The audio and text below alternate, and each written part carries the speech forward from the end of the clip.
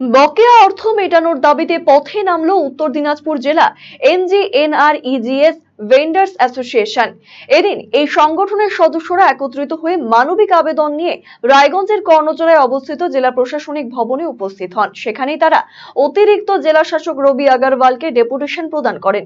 সংগঠনের সদস্য উৎপল ঘোষ জানিয়েছেন, দীর্ঘ ৩ বছর ধরে জেলার ভেন্ডাররা অর্থ পাননি, অথচ তাদের সরবরাহকৃত সরঞ্জাম দিয়ে এনজিএনআরইজিএস প্রকল্পের কাজ সম্পন্ন হয়েছে। প্রকল্পের অধীনস্থ কর্মীরাও পারিশ্রমিক পেয়ে গিয়েছে, কিন্তু ভেন্ডাররা বারবার আবেদন জানিয়েও কোনো সুরাহা হয়নি। এ জেলার মোট বকেয়া পরিমাণ প্রায় ১৭০ কোটি টাকা। বর্তমানে টাকা না পেয়ে চরম সমস্যায় পড়েছেন ঠিকাদারেরা। সংসার চালানো দায় হয়ে পড়েছে তাদের।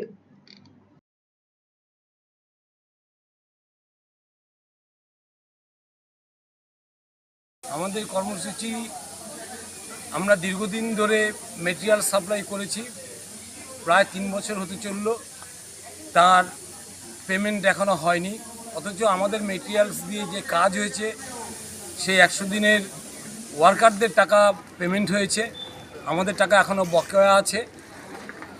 সেই বকেয়া মেটানোর জন্য আমরা আজকে যে মাননীয় জেলা সমর্থন দ্বারা যিনি এখানে প্রতিনিধি, আমাদের যে মানবিক আবেদন নিয়ে এসেছি যে আমাদের বকেয়াটা মেটানোর জন্য, সেই বকেয়া মেটানোর যে মেমোরেন্ডাম সেটা ঊর্ধ্বতন কর্তৃপক্ষের কাছে যেন পাঠিয়ে দেয়, সেই আবেদন নিয়ে আমরা এসেছি।